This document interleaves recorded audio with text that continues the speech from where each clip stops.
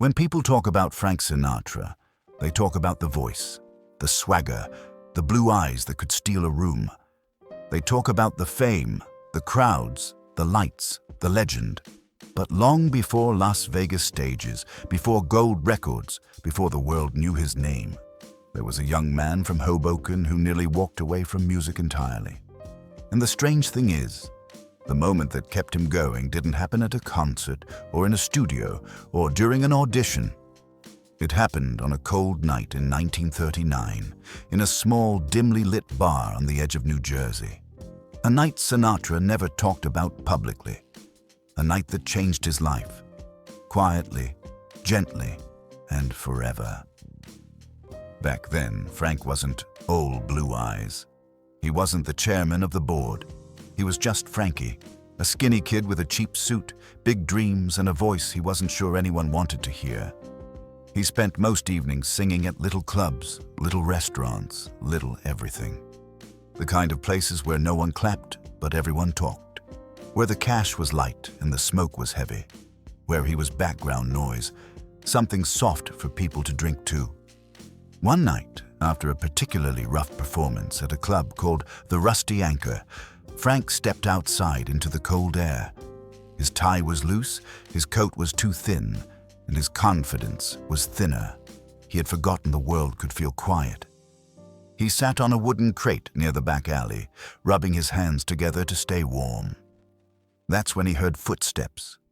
An old man appeared out of the darkness, gray beard, worn-out coat, hands in his pockets. "You sing in there?" the man asked, voice raspy but calm. Frank hesitated. "Yeah. I try." The man smiled softly, as if he saw something familiar in him. "You sound like you're singing to ghosts," he said. Frank raised an eyebrow. "Is that supposed to be good or bad?" "Neither," the man replied, sitting beside him. "Just sounds like you're singing for someone who ain't around anymore." Frank didn't respond. The old man was right, though. Frank sang for someone who wasn't there, someone who once told him he had a gift but left far too soon. His mother. She had always believed in him, but now she was gone, and with her went the confidence he used to have. "You know," the old man said, "a voice like yours, it ain't meant to be quiet." Frank laughed under his breath. "Tell that to the folks inside." The man shrugged. "People who talk don't listen. People who listen don't talk." Frank blinked. "What's that mean?" "It means," the man said, leaning closer, "your voice reaches the ones who need it, not the ones who deserve it." Frank looked down at his feet. "Maybe it's not enough," he muttered. "Maybe I'm not cut out for this." The old man studied him carefully. Then he said something Frank would never forget. "If you quit now, your voice will haunt you. Not because of what you sang, but because of what you didn't." Frank felt something hit deep inside, like a note he never knew he could reach. The old man continued, "A gift is a burden until you use it right." The words were simple, but they felt like thunder. Frank swallowed hard. "Who are you?" he asked. The old man stood slowly, pulling his coat tighter. "Somebody who used to sing," he said. And then he walked away. Frank wanted to follow him, ask him more, but something told him not to. Something told him the moment was exactly what it needed to be. No more, no less. He went back into the Rusty Anchor. He sang again that night, not for the crowd, not for money, not for applause, but for himself. And for the first time in months, something lit up inside him.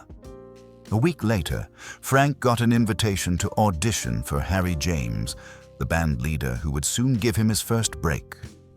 A year after that, he joined Tommy Dorsey, and the rest is history. But Frank never told anyone about the old man in the alley. Never mentioned the words that stopped him from giving up. Never explained how a stranger, someone with nothing, someone with a broken past, saved him with a few simple sentences. Yet those who knew Frank well always noticed something. Before every major performance, before every recording, before every moment that mattered, Frank would pause. close his eyes, and whisper the same quiet words to himself. Use it right. No one knew where the phrase came from. No one asked, but maybe that's the beauty of it. Because long before the fame, long before the legend, Frank Sinatra was just a young man in a cold alley, saved by a stranger with nothing to give except the truth. And sometimes, the truth is all a person needs.